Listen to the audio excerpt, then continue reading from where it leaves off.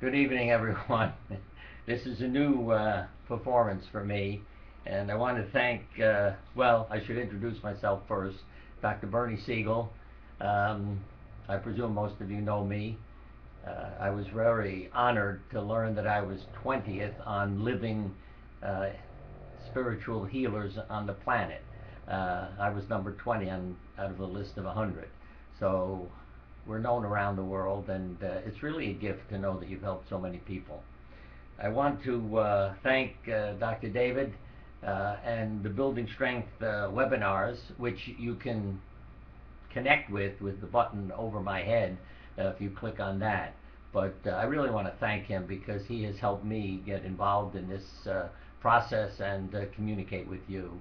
As the years have gone by, I've gotten tired of traveling, so I can sit and talk to a lot of people. Um, if you're interested in purchasing any of my books, including the latest, A Book of Miracles, you can go to my website, Bernie Siegel, S-I-E-G-E-L, BernieSiegelMD.com, and order any of the things. I mean, CDs, meditation, guided imagery, and all of my books. Let's see. I guess that's about, you might say, from the commercialism aspect.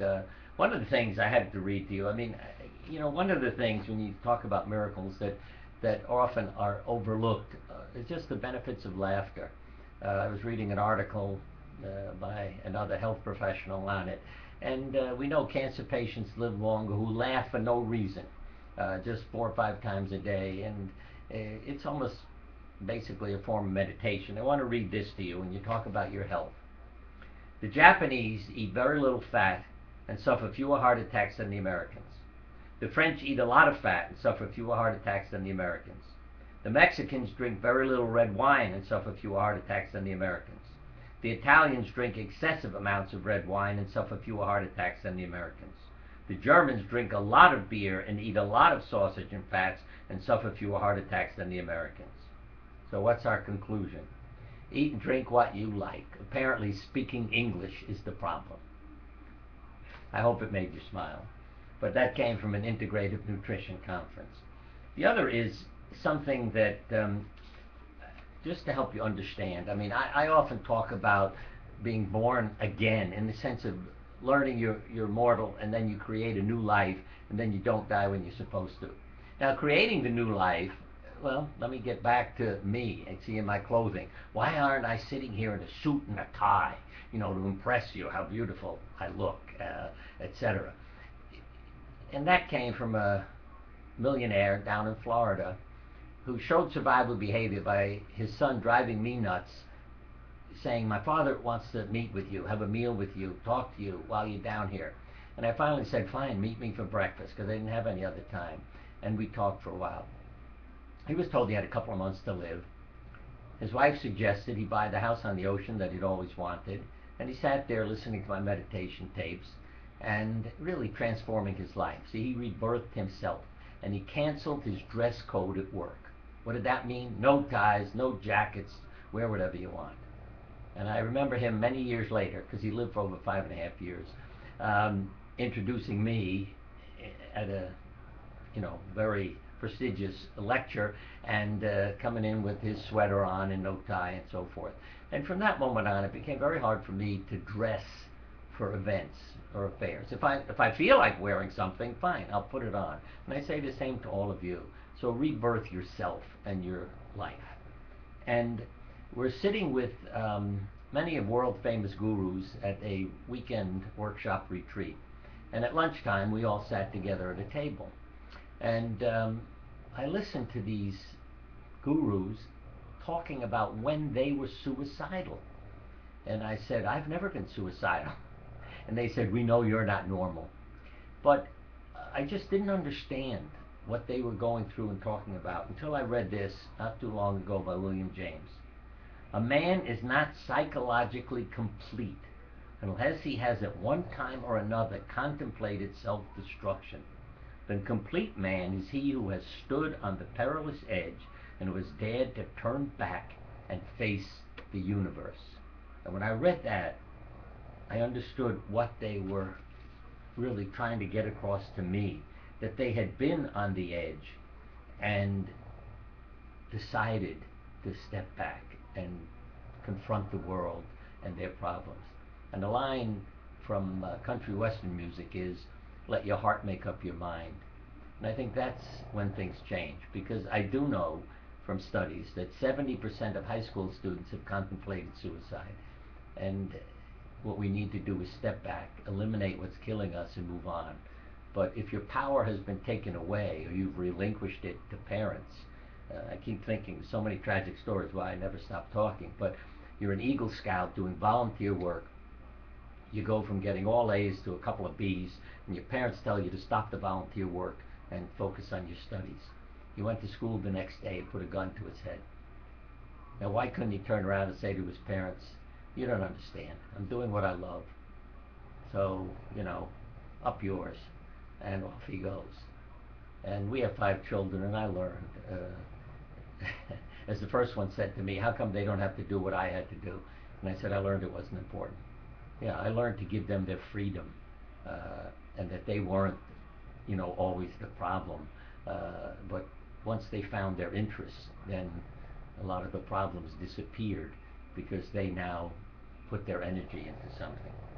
And, to go back over 30 years and why I'm sitting here, what I learned was there are a lot of people who don't die when they are supposed to. And Solzhenitsyn said it very well.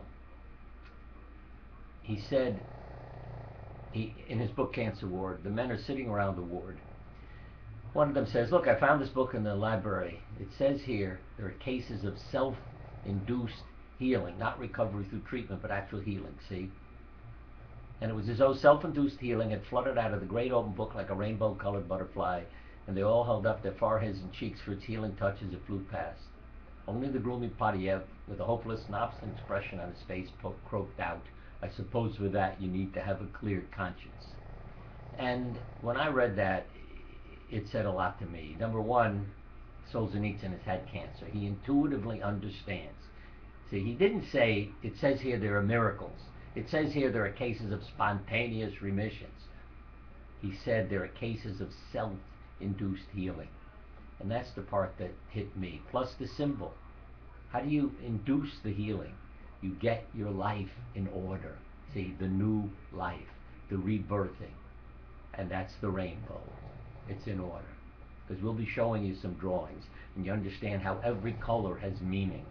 And when your life is in order, then some wonderful things happen.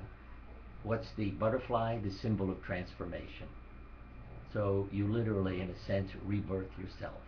I have many wonderful poems from cancer patients, comparing themselves to a portrait or a painting. So always think of yourself as a blank canvas. You're a work of art in progress. Say, and as one ends with, there's more color on the palette. So don't see yourself as a failure, not perfect. You keep working at it. Now, what's the benefit of working at it? When you give actors a depressing script, their immune function goes down, cortisol levels go up. Those are stress hormones. When you give them a comedy to perform, it enhances immune function and lowers cortisol levels. And that impressed me when a graduate student did that, because they're only acting. So think about when it's really your life. And yes, it takes work. When I say to a crowd, is life unfair? Everybody yells yes. And if you say, is it fair? They all yell no. And I say, it must be, you're all complaining. Then they laugh. Life is difficult. It's not about fairness. I happen to be on the board of directors of heaven, so I say to God, why did you make a world where children have cancer and all these horrible things? God said, Bernie, a perfect world is a magic trick. It's not creation.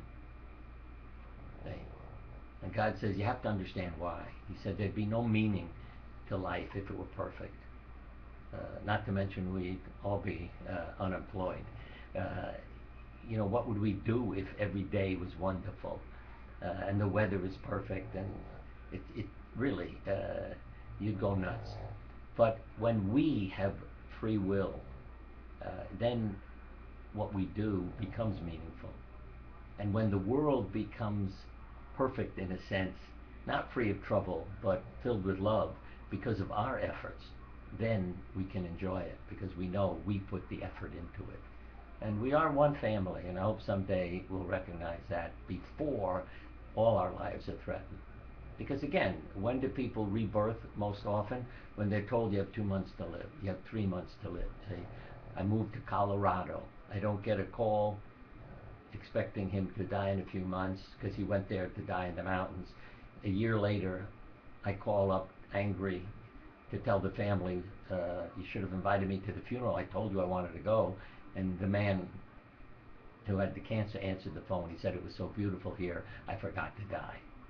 So people change professions, get a dog, put in a backyard wildlife habitat, spend all their money to have a wonderful time, and then want to sue their doctor because they don't die. Those are not accidents. They're self-induced healing. Why does it happen? John Updike wrote a poem. Starts out, a scab is a beautiful thing, a coin the body has minted with an invisible motto, in God we trust, our body loves us. Now my first attraction to the poem was about the scab, that it shows that the healing mechanisms are built into us. Now what do I mean by that? Certain religious groups get mad at me if I say God loves bacteria, God loves viruses, God loves plants. Why do I say that? Because you dump antibiotics on a bacteria, it intelligently alters its genes and becomes resistant, and ultimately is able to digest the antibiotic and be nourished by it. Bacteria, we know, resist vaccines. Every year we're getting a new flu shot. And plants, all kinds of parasites and environmental problems, they manage to make it. Well, those things are built into our genes too. But it's called epigenetics. The gene is signaled by the chemistry in the body. So Monday morning we have more heart attacks, strokes, suicides, and illnesses because your body is getting a I hate my life message and does not see death as the worst outcome. And I mean that literally. When you leave your body, you'll be perfect again. That I can guarantee you. I almost choked to death as a 4-year-old. It was one of the nicest things that ever happened to me to leave my body, especially when you're choking to death on a toy I had aspirated. It leaves me free of fear of death. And blind people who are born blind, who have a near-death experience, see when they leave their bodies. So, as William Saroyan said in one of his stories, when you die, you become dreamless, unalive, and perfect again. So don't fear death, and don't try not to die. Okay, it's going to happen no matter what you do, but enjoy living. Say the sentence again from John Updike: "Our body loves us." But if you don't love your life, your body does not respond to your living and helps you get out of life. So I want you to love your life and love your body, because when you do those two things, you will live your longest, healthiest life. And to me, the best state to be in, because as a surgeon and as an artist, I did a lot of painting, and that's why I became a surgeon, to use my hands, but as well as liking people. But what I noticed was, after an injury, I could stand at the operating table or stand and paint a portrait for hours and have no pain. But as soon as I was done operating or painting, wow, I was on the sofa or on the floor. So again, find what makes you lose track of time. One of our kids said it very well. You have 15 minutes to live, what would you do? He said, I'd buy a quart of chocolate ice cream and eat it. So find your chocolate ice cream and go live that. Now let me see if there are any questions. Well, let me read this. Having lived with a narcissist, I'm always sensitive to becoming too me-focused, even though there are many things on my bucket list. See, what I'd say is, that's right, don't become me-focused. Become you-focused. Find your way of contributing love to the world and go do it. Then you reward yourself as well as the people around you, because love literally benefits the giver as well as the receiver. So what I think each of us is entitled to is to live our unique life.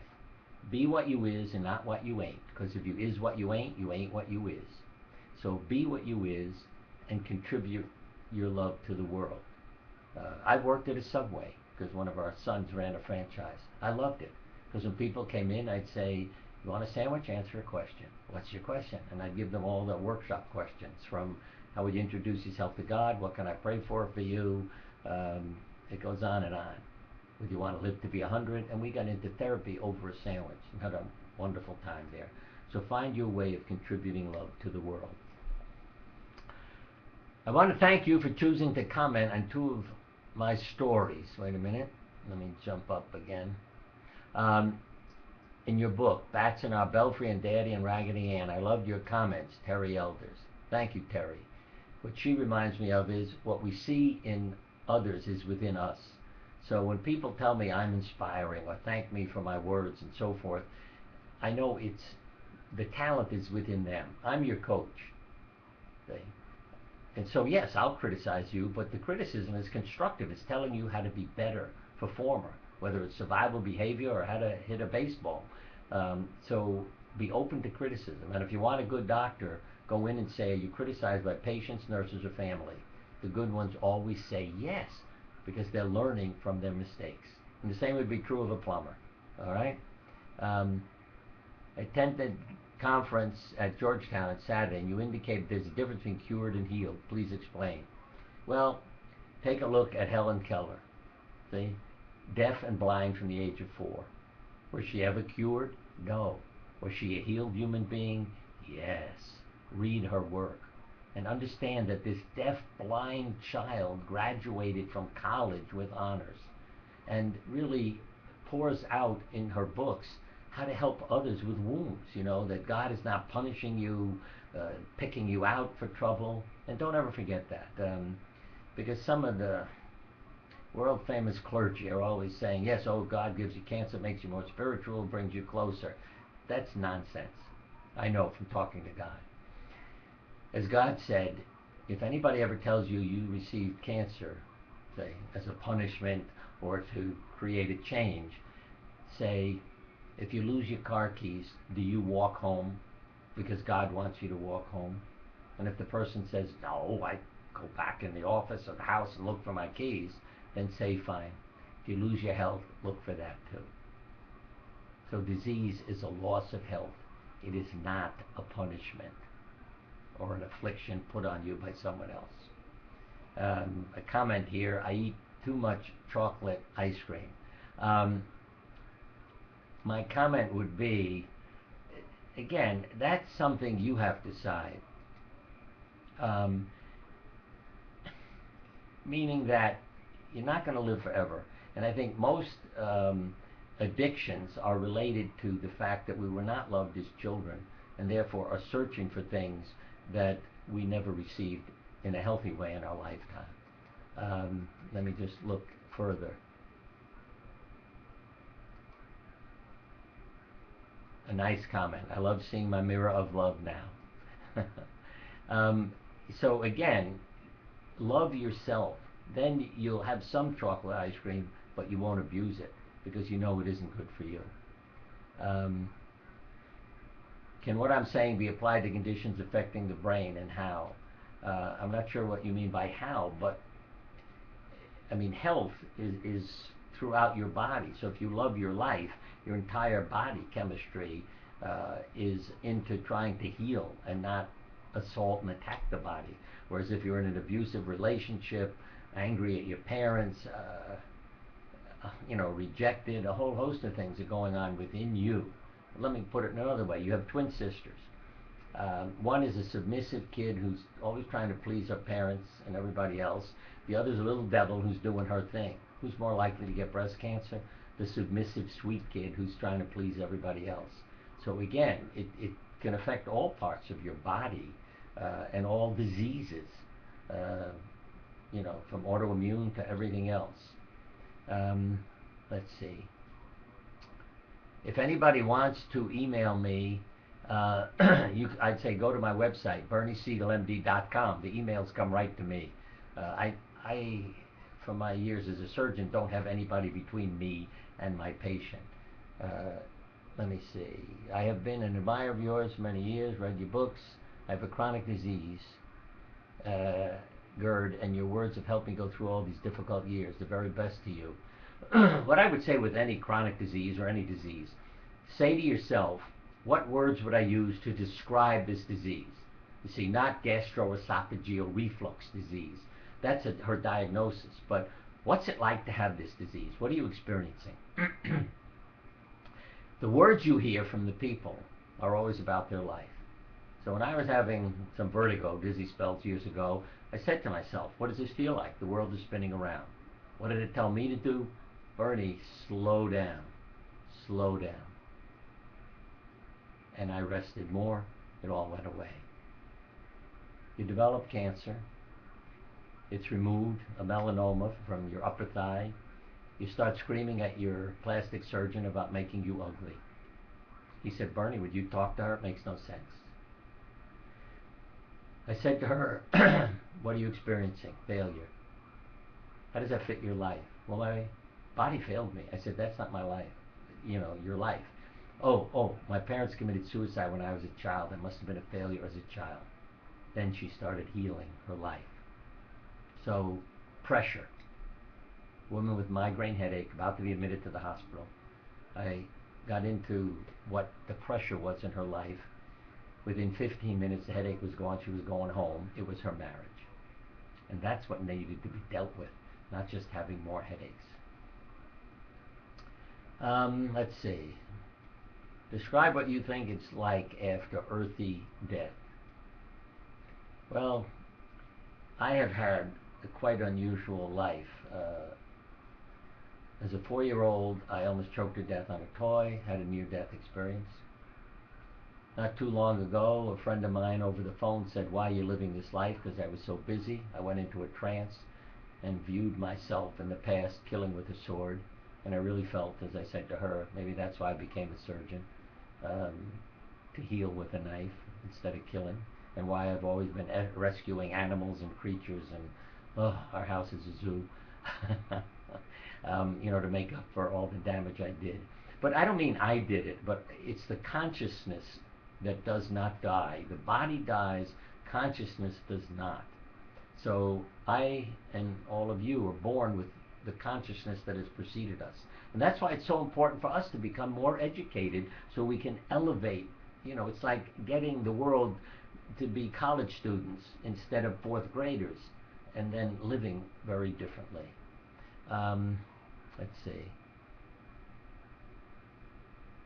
And again, every life is a candle. Let's just accept it that way. I have one book called Buddy's Candle to help people deal with the loss of a loved one. And if all we do is grieve the loss of a loved one, it puts their celestial candles out. So live the life they would want for you too. What's the difference between joy and happiness? I think for most people, happiness is a deeper level, you might say, of satisfaction, that they can accept the difficulties of life and still be happy, because they have meaning in their life. And that joy is more of an event type thing where you feel good about something, because it's one of the things I was reading. It said you don't find philosophers who, spiritual leaders who come up to you and say, I want you to be joyful. They say, I want you to grow. And as you grow, you can find happiness. You see, Nietzsche said, love your fate. Now, you're going through hell. And Joseph Campbell said, oh, you're going through hell? Ask why you need it. Hey, that's when you find happiness. Because you say, okay, what have I learned from this? How is it changing me? Then, you see, the hunger leads you to find nourishment. So you don't get upset when you're hungry. You go get something to eat. So when you're in pain, say, what nourishment do I need to take away this feeling? Then you can find happiness in the midst of disaster. From concentration camps to everything else, because I read a lot about survival, trying to help people. And there are individuals with serious illness admitted to concentration camps who were told, you can't work, you're starved, or we put a bullet through your head. And their doctor, who was in the same community, wrote an article about it because he couldn't believe how powerful the mind was. When the disease was a threat to your life, people literally rejected the disease. and continue to work and live. Let me look at a couple of more questions. Um, Nature alone cures. Surgery removes the bullet out of the limb, which is an obstruction to cure, but nature heals the wound. And what nursing has to do is put the patient in the best condition. Yeah. Um, oh, that's from Florence Nightingale. Yeah. Nature is the healer. Yeah, I always say my religion is called undo. The symbols are a band-aid, a penny, and water. Why the band-aid? Because just what we're saying. You cut your finger, you cover it with a band-aid. Take it off a week later, it's healed. Yeah. I operate on people. I don't give them an instruction book on how to heal. It's built into us. That's what I was saying. Our Creator is intelligent, loving, conscious energy. Okay? So that's built into us. I may add why the penny, liberty, and in God we trust, and Abe Lincoln, who reminds us we're mortal. And he never smiles. And water, because it shows us the intelligence of creation. It can change from gas to liquid to solid. Yes, it can be destructive as a tsunami, but it can also resolve a drought. But the key to me is when you freeze water, it defies the laws of physics, because instead of becoming more dense and the solid sinking, which every other liquid does, the ice floats and keeps life alive and protects it. So know that that's built into us. All right. Let me see. Well, there are a lot of questions. Let me stop for a minute and show you some of the things that I had, planned to do. I hope you see these slides that we have on the board here. The first two on the left was drawn by the mother. 8 years later, the daughter drew this. They both developed cancer. Neither knew what the other one had drawn. And look at how identical they are, what I call psychological genetics. No head, no arms, no legs. Cancers are the circles and squiggles of the immune system. To me, that's the tragedy. You see, if parents don't give you mottos to live by, you're in big trouble. I mean, I grew up with do what will make you happy, so I had to pay attention to my feelings. Difficulties were God's redirection. Something good will come of this.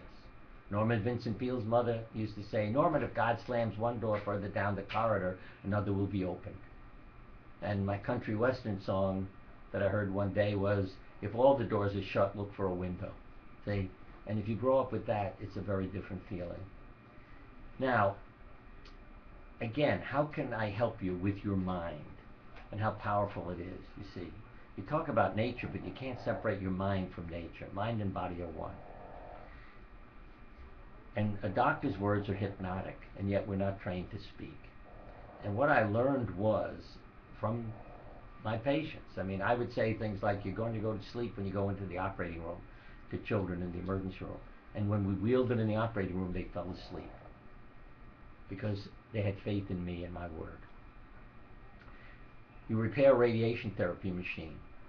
Forget to put the radioactive material back in. A month later, you do a routine inspection. What do you discover? You haven't treated anybody for a month. I said to the radiation therapist, I know you feel bad, but you'd have to be an idiot to not know you weren't treating people. So people's tumors were shrinking and they were having side effects. And his eyes just popped out of his head as he said, oh my God, you're right.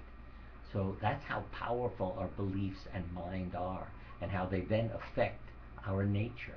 Now, woman said, I'm going to have surgery, and drew this picture.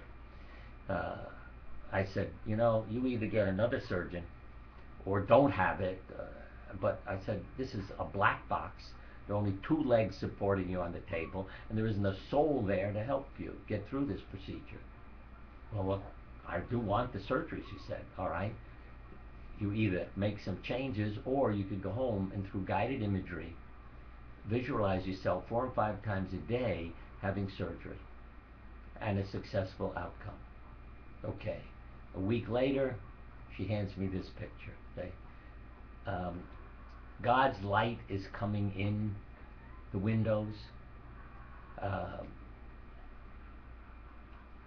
The doctors, you can see I'm putting some arrows there, all like one team. Her family's out here, waiting for her. Her husband is there.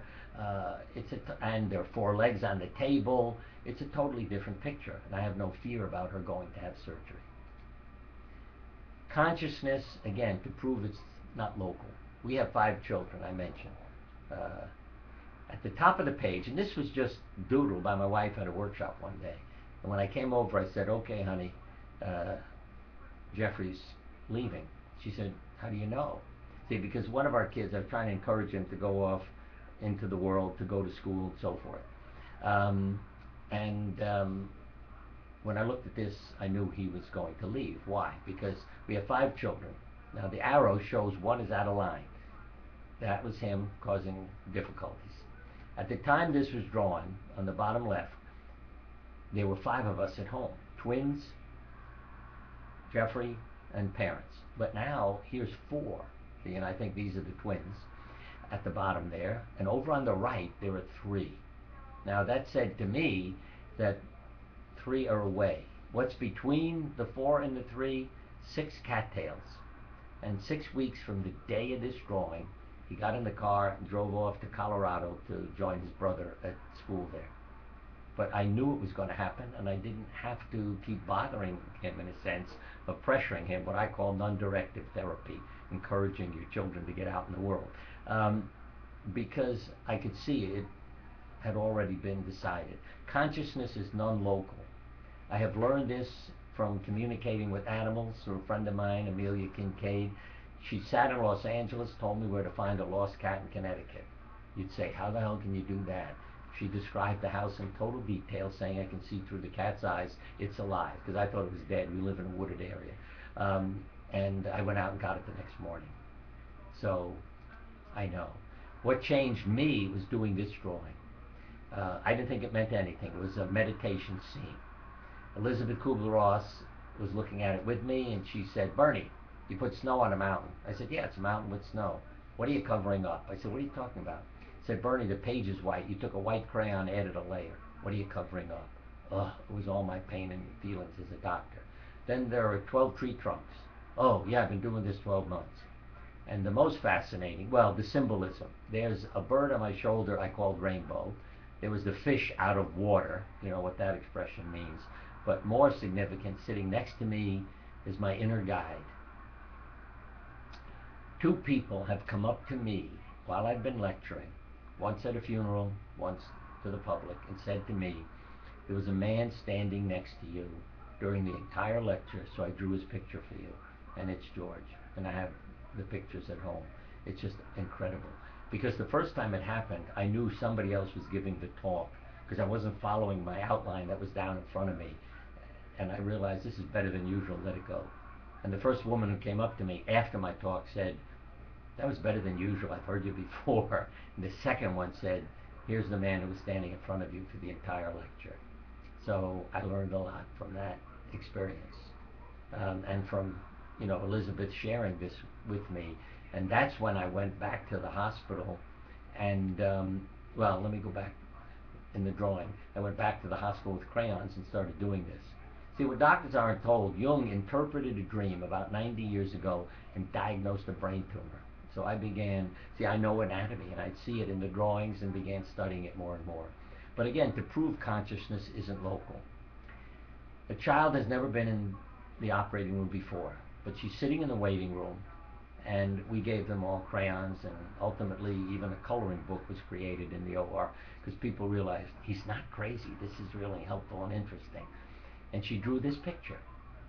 Okay. Now, let me show you the operating room, then we'll go back to her picture. Here's the operating room she's about to enter. There are 2 lights. There are 4 black knobs. There are 2 that were too high up to get in the picture. You're covered, well, you lie on a white sheet, this one there, and you're covered with a blue sheet that's much bigger than that, with an opening in it where the surgery will take place. Now, Monica is sitting in the waiting room. She's never been in this room, and look what she draws. 2 yellow lights, say, the yellow, the black knobs, 4 of them, the blue sheet, the white, and then herself with 4 little figures around her head. And who took care of her? A surgeon, anesthesiologist, scrub nurse, and circulating nurse. So Monica knows, believe me, what is about to happen and what is ahead of us. And Jung said it too. The future is unconsciously prepared long in advance and therefore can be guessed by clairvoyance. So mystics are telling you about your future. I mean, I have drawings that show the future too, past, present, and future. Now, this is something one of our kids did at school, and it taught me a lot. That, you see, it's words, words, words, but you notice they become swords?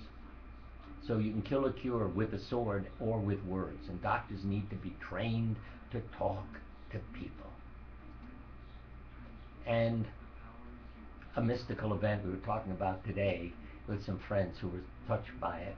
This happened a few years ago. That's my wife is up above and the butterfly is on her shoulder. But we walked into, well, let me take a step back. I had a patient who said that she and her mother had a great deal of difficulty, and she doesn't want to die without resolving her relationship with her mother. Her mother lived on one of the Hawaiian islands, so she went there, spent time, and straightened out the relationship before she died. We showed up at the same island a year or two after she died, and went into a store, and there was a butterfly in the store. And we're always rescuing everything, so my wife climbed up, put her hand out, and the butterfly came down on her hand. We go out of the store expecting it to now fly away, but it stays on her hand, on her shoulder. I mean, it just wouldn't leave her. I have a multitude of photographs. We go back to our apartment, we're staying overnight, the butterfly comes in with us. Hours later, I said to my wife, honey, we need to go to bed and you can't sleep with the butterfly, so go out and brush it off. She went out on the porch, brushed it off her shoulder, came back in with it sitting on her other shoulder. We finally got it to have a drink of sugar water, and then we jumped into bed while it was drinking from a dish of water. The next day, it went with us to an outdoor workshop, spent the entire day flying around. When we were done, the butterfly left.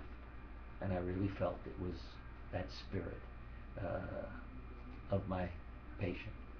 And the symbolism I would also share with you is this, that we live our lives as green leaves trying to make the family tree happy. But when you learn you're mortal, you let go of the green and let your uniqueness and your individuality show. And especially, I have to say this to the women, live your authentic life. Don't be mama. I see men who say, I can't work, what's the point of living?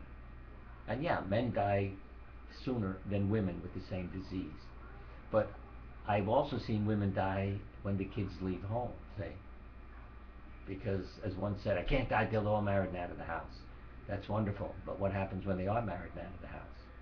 So live your authentic life. Don't live a role. When you get to heaven and they say, you're next, how do you want to be introduced to God? Remember the right answers are, it's you or it's your child. Not, I'm a doctor, I'm a mother, I'm a plumber. God says, come back when you know who you are. But when you realize you are part of the divine, you're invited right in. Now, let me look at some of the questions again. How do you keep from absorbing outside stress? See, the child in me wants to say drugs and alcohol will take care of that. And I keep saying, don't let the child in you die. When you're out in the world, let the kid come out. When somebody says, sign here to me, I write here. If a sign says wet floor, I go ahead and wet it. And after a while, the people in town know you're crazy, but they enjoy you. And they purposely say, how are you today? When you come into the store or the veterinarian, anywhere, because they want you to give them a crazy answer, make them smile, and then they all feel better. But how do you keep from absorbing outside stress? You are in charge of what goes on in your head. The one thing we all control is our thoughts. So again, it's realizing my power is in my thoughts and what I decide. And others then can impose it on you. And a true example that happened, we were in a hotel. We came out to go to dinner. There was a weird-looking guy in the hallway. We come back, and I have to say, I thought, why is he standing in the hallway, not knocking on the door, going into a room? When we came back to our room, it had been robbed. Opened with a key, okay? Not broken into. So I knew it was him. And you know, I kept being aggravated and wish I was back in that hallway and I'd get him and I'd call the police. And um, I realized he's still robbing me. And at that moment, it happened to be around Christmas time, the crazy thought that came into my head was, hey, maybe he sold all the stuff, bought his kids some wonderful gifts for Christmas. And then what my mind thought was, hey, if I know that, I'll give him another couple $100. And it was a totally different atmosphere now, because every time I would think about it, I had a different view, and not the resentment. Because that's what you're reading in all the headlines, you see. You're rejected by your parents, abused by them, people at work, whatever. What do? You get a gun, go in, shoot them, feel guilty, kill yourself. It isn't about revenge. It's about finding inner peace. So again, it could be meditation. And one of the simple things I started doing not too long ago, we have 6 birthdays. And I just repeat those numbers all through the day and send out love to my family. And it interrupts any stressful thoughts I have. I just recite the numbers, and that's my mantra, and I feel very different again. So yes, you can work on it. And the other thing you can do is learn from those who have preceded you. I think Buddha had a lot of good advice. Jesus had a lot of good advice. The Talmud has good advice. I mean, Lao Tzu. What do I have?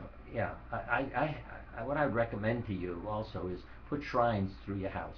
Put up posters, mottos. See, things like that I have in the house. When you live in your heart, magic happens. Enjoy yourself. It's later than you think. A portrait of my parents who are looking at me. So if I'm having a lousy day, hey, I don't want them to feel bad, so I cheer up and work at getting through the day.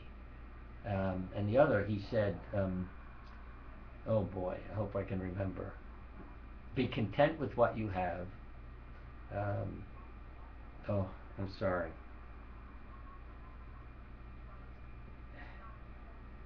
And when it finishes with, and when you realize nothing is lacking, the whole world belongs to you. And I think that's the key, you see. Joseph Heller, author of Catch-22, said, when somebody was talking about this billionaire, Heller said, yes, but I have enough. You want happiness? Have enough.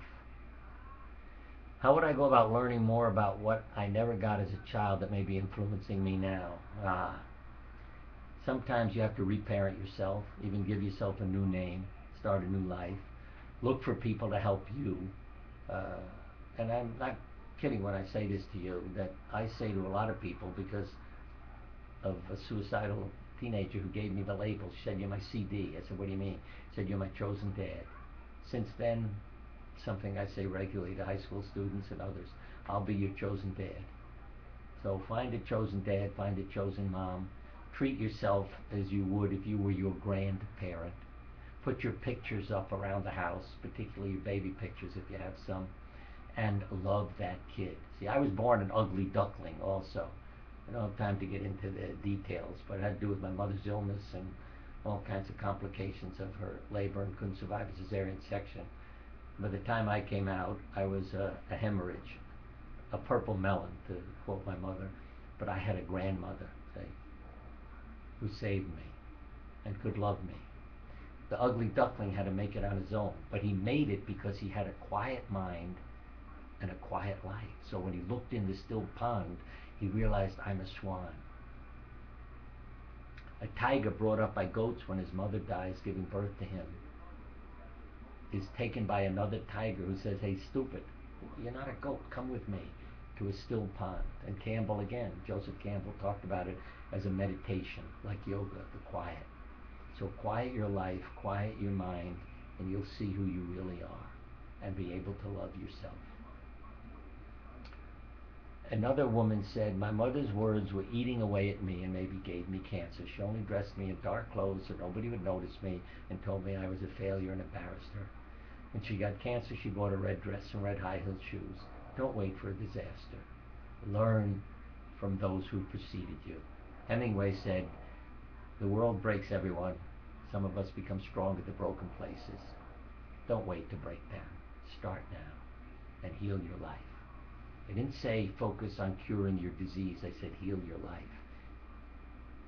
The physical benefits will come with that. As Mother Teresa said, I will not attend an anti-war rally, but if you ever have a peace rally, call me. So find peace. Don't wage war. Yes, if you want to visit my website, the top right of the screen, you can click on that button. Let's see. Someone is saying, I have an online support group. 12 Steps to Loving the Self. .weebly.com.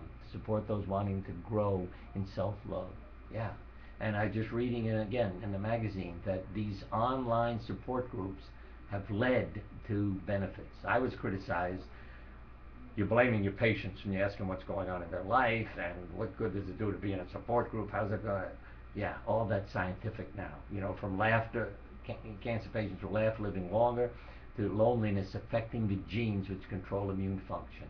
So find relationships and connections. You have a heart attack. Go home to a house with a dog. A year later, 5% of the people who had the heart attack had died. Go home to a house without a dog, 26% had died. Your chemistry changes too. And any single women watching, get a dog first. Go for a walk. You're more likely to find a man and him become your husband than if you go for a walk by yourself. All right. Let's see. Tips for getting unstuck. I mean, again, to rehearse and practice. As I said, that to think of yourself as a performer. I always say, WWLD, what would Lassie do? So get a role model. And when you get up in the morning, say, if I were the person I want to be, how would I behave today? And rehearse and practice. And tell the people you're working with, living with, you know, family, friends, clients, whatever. Say, hey, if you see me, you know, slipping out of my role, give me a little signal. It isn't you're terrible, you're bad. It's, hey, your attitude. One fellow actually wore an attitude pin, and his wife would just go over, put her fingers on it, and say, honey, I'm going to straighten out your attitude. And he knew he was slipping, he'd get back again. So be open to criticism. As Rumi, the Sufi poet, said, criticism polishes your mirror. How do you heal from grief? Well, that was, you know, I was mentioning Buddy's candle. When my father died, I was sick in a sense in how I looked at grief and loss and try to remind myself you're going to die, so enjoy it. But you know, if you're thinking all day is I'm going to die, so I should have a nice day, it got sick. And two things helped me. One, when one of our pets died, I always bury them around the house, and I was bringing a rock to his grave every day to build a monument for him. And one day I heard him say to me, why don't you bring me a flower?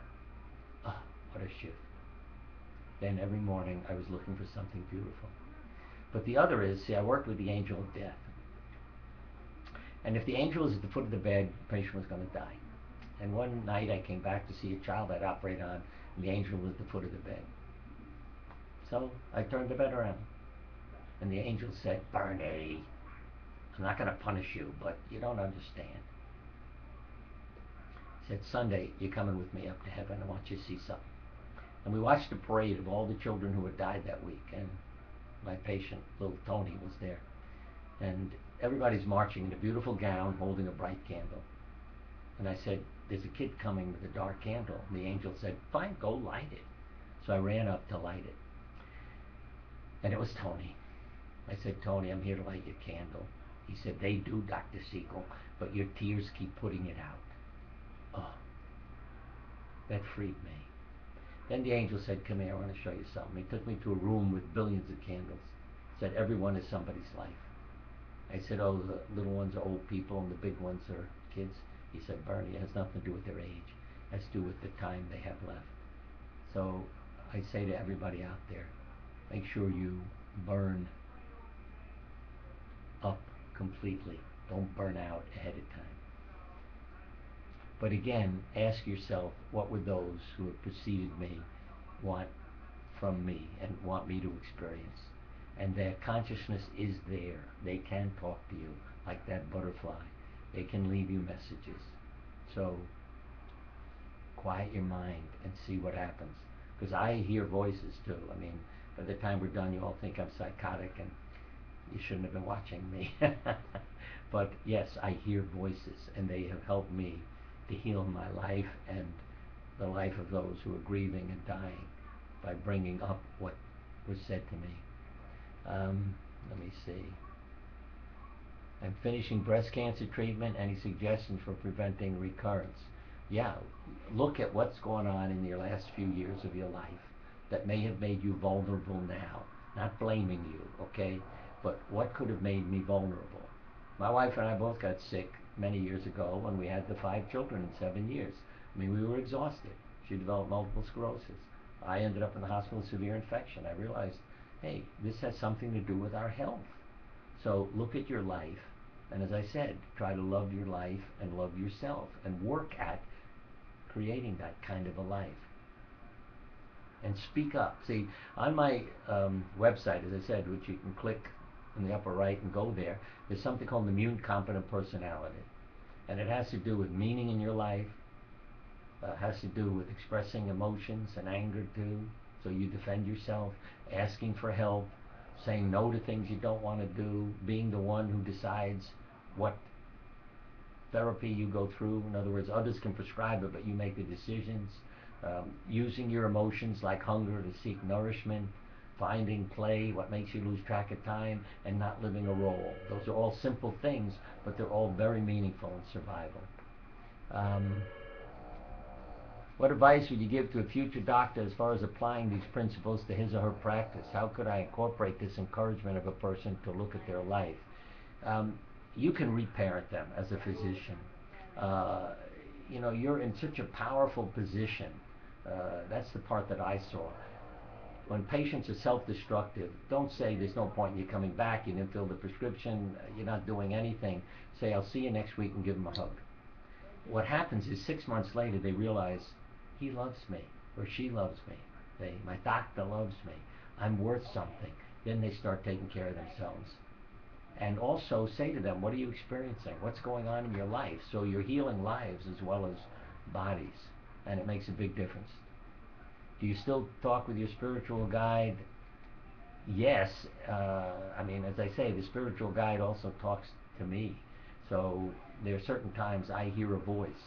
Well, I won't get into the personal ones, but the book Buddy's Candle, which is the theme I just mentioned to you. I finished the book. I went out of the house with our other dog, and I heard a voice say, go to the animal shelter. I went to the shelter. I walk in. There's a dog sitting there, and the voice through me said, what's his name? And the volunteer sitting there said, his name is Buddy. He's been here less than 15 minutes. I said, I'm here to take him home. And I took him home. And interestingly enough, on the way home, when I stopped for gas, he jumped out of the car and ran down the street. I had a hell of a time catching him. When we got home, I said to him, and when I say that, I point to my head, it's silent conversation. I said, why did you do that? He said, I belonged to a couple, and the husband was an alcoholic. When the wife said, take the dog for a walk, he would just lock me in the car, go down to a bar, and he'd keep drinking and leave me in the car and abuse me. I said, I would never do that to you. A few weeks later, I came back to my car after shopping. The side door was wide open. I had accidentally hit the button, and the door slid back and opened. And he was sitting in the car with the door open. And my other dog, Furphy, was in Stop and Shop looking for me, and the security guard had him. But I knew that because I said, okay, where is he? Oh, yeah. And I went and got him. Everyone, always you to be strong and positive. It's impossible all the time. How can you keep a positive attitude during the tough times? I don't like the word positive and negative. I think that is work. I look for peace of mind. Okay? What did they say? A pessimist, no, an optimist thinks 2 and 2 is 5. A pessimist knows 2 and 2 is 4 but can't stand it. So it's, when you're trying to be positive, you're focusing in the wrong way. As I say, try to find peace, try to find joy, try to find love. Then you'll feel better. And remember, you're not a statistic. I always say to people, I have funds available for you. So if the doctor says you'll be dead in 3 months, say, I'm going to live for 6 months. I'll bet you $10,000. And the doctor says, well, you could. I'm not going to bet. Yeah. Then why tell me what's going to happen if I could live? So you're not a statistic, and just enjoy the day. Again, my country western therapy. Yesterday is dead and gone. Tomorrow's out of sight. Help me make it through the night. Live today, to now. Thank you for your broad range of wisdom. I wonder if you have experience with unsettled spirits. My husband and I hear voices in our house, children singing. Any thoughts? I'd say don't be afraid. Listen to it. I mean, if children are singing, that sounds good to me. And listen. I mean, again, my other, one time another voice, because I've had voices from patients who have died saying goodbye, but the day I knew my father was going to die, the voice said, how did your parents meet? I said, I don't know. Ask your mother when you get to the hospital. That changed the entire day, because I don't have time for the whole story, but it ended with, your father lost a coin toss and had to take me out. My father died laughing because of the stories my mother started telling because of my question. So listen to these voices. Be open to them. Talk to them if you want to. I was walking down the street one day singing, thou art weak and I am strong. That's wrong. It's thou art strong and I am weak. But I'm singing the wrong, and I heard a voice say, Bernie, you got the lyrics wrong, but maybe I've done a good job with you. Maybe you're right. So listen to the music. Thank you. You're an inspiration. That means, Joan, that you have inspiration in you, and the coach can bring it out. Honor the ordinary. Thank you. What made you the doctor you were, having been trained in the country not to be human and compassionate? In this country, not to be human and compassionate. Yeah, what made me the doctor I am, that's a really good point, is my grandmother and my parents. I received love. I got married at a young age. I was still in medical school, so I had a wife who loved me. So I wasn't worried about what others thought about me. But I also chose medicine for healthy reasons. As I said, I was an artist, so I wanted to use my hands. I love people. I love fixing things. And I like science. See, a lot of students put down, I'm fascinated by the human body, but people come in them. And when I was going to give up medicine because of the pain and become a veterinarian, one of my patients was a veterinarian. When I asked him for help, he said, don't change. I said, why not? He said, because people bring the pets in. And what medicine needs to focus on are the people and their experience and treating them. And not just, because, I could show you a slide that I use at my lecture. See, I'm depressed, unable to cope. I went to see my physician. I said, you've got to help me. He prescribed an antidepressant. I wrote to the New England Journal of Medicine. I wrote to Sandoz Pharmaceutical Company. I said, do me a favor. My family's killed in a plane crash. I'm depressed, and all the doctor says is, here's a pill. Don't you think you ought to put in a line that says, please tell me what's going on in your life? How may I help you? They canceled the ad. Let your light shine. Be the source of strength and courage. Share your wisdom. Wilford Peterson. I'd say yes, that we are all lights, and let your light shine and light the way. And as Helen Keller said, if you face the sun, you don't see the shadows. I know it's 9:30, but if you can hang on another minute. Bernie, once you told me that to get over your sugar addiction, you have to view it as a blessing. Can you please amplify?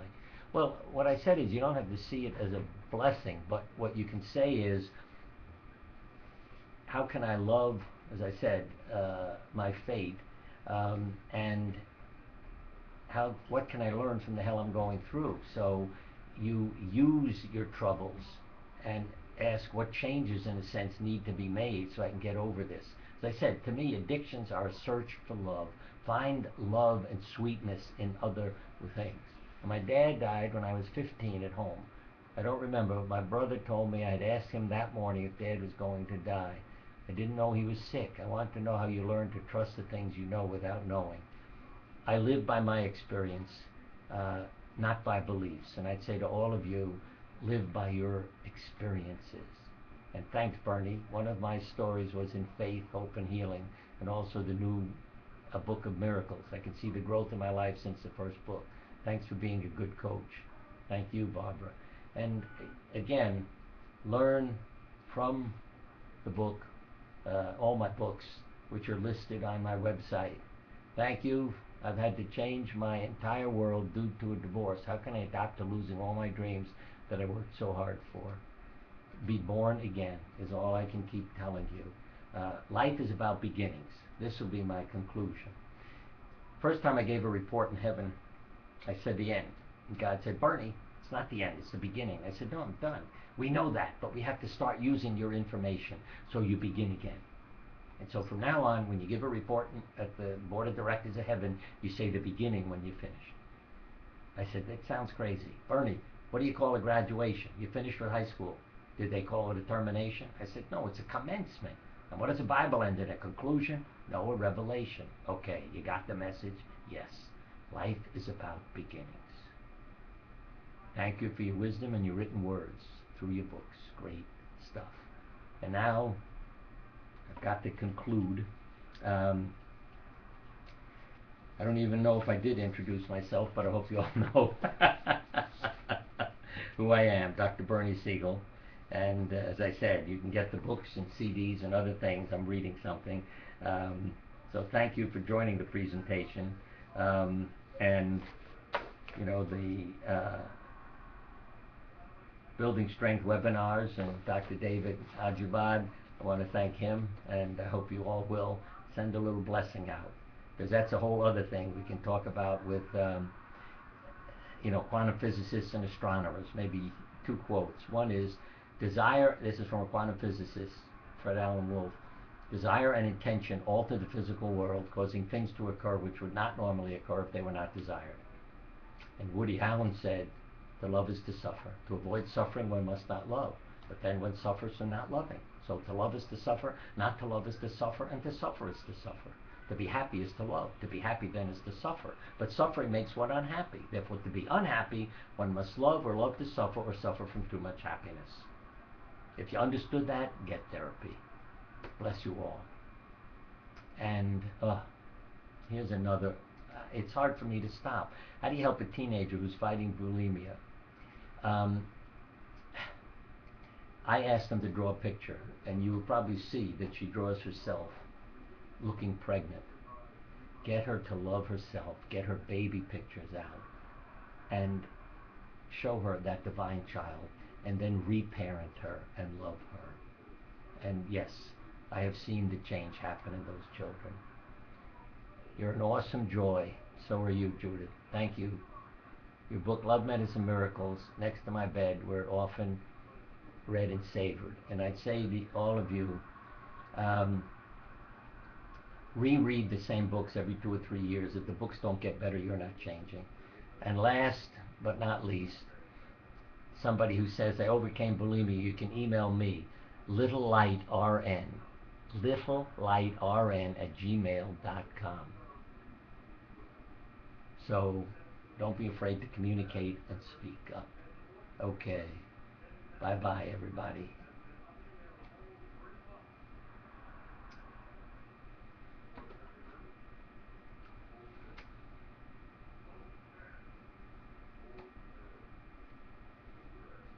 I have to look for a way to close this presentation. Yep. Just stop.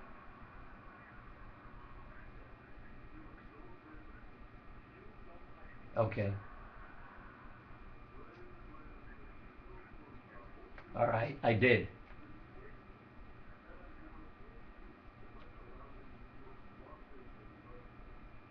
How do you do that? What do you hit?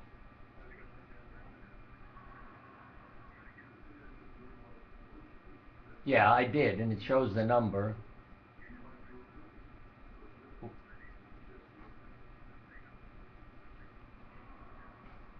No, in other words, after hitting on participants, hit on stop broadcast? Okay, I did. Okay. One stop, okay.